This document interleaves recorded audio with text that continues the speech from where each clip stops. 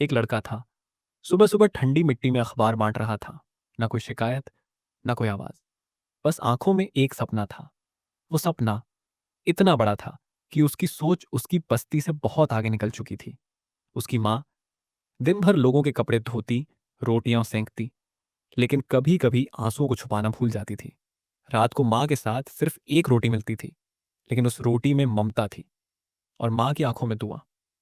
School में बच्चे उसका मजाक उड़ाते थे, अरे देखो, गरीब का इंजीनियर आ गया। वो चुप रहता, लेकिन अंदर ही अंदर सब याद रखता। वो हमेशा आखिरी बेंच पर बैठता, ना दोस्तों में था, ना किसी टीचर की नजरों में। स्कूल के बाद जब सब फ्री टाइम एंजॉय करते थे, वो जाता था लाइब्रेरी, जो उसकी पूरी दुनिया थी। वो हर किताब में अपना फ्यूचर ढूंढता, नोट्स बनाता, आइडियाज लिखता और सपनों को डिजाइन करता।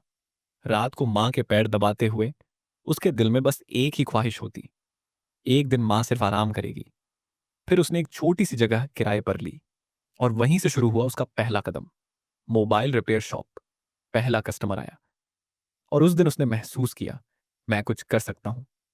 रात को वो लैपटॉप पर कोडिंग सीखता। जब सारी दुनिया सो रही होती, रेहान जागता था। 2 बार ऐप बनाई और दोनों बार फेल हो गई, लेकिन उसका हौसला कभी क्रैश नहीं हुआ। तीसरी बार ऐप अप्रूव्ड हो गई और उस रात उसकी आंखों में थे खुशी के आंसू। अगली सुबह फोन पर नोटिफिकेशन बरस रहे थे। वो वायरल हो चुका था। एक इन्वेस्टर ने मैसेज भेजा, लेट्स टॉक योर बिजनेस। उस दिन रेहान ने पहली बार खुद को सीरियसली लिया। उसने एक छोटी सी टीम बनाई और कहा, अगर सिस्टम नहीं मिलता तो सिस्टम खुद बनाते हैं। रेहान टेक नाम की कंपनी लॉन्च हुई, पोस्टर लगा और नए दौर की शुरुआत हो गई। आज वो स्टेज पर खड़ा था, ब्लैक सूट में, माइक हाथ में, लेकिन दिल अब भी उतना ही साफ था। फिर उसी स्कूल ने उसे बुलाया जहां कभी उसका मजाक उड़ाया गया था।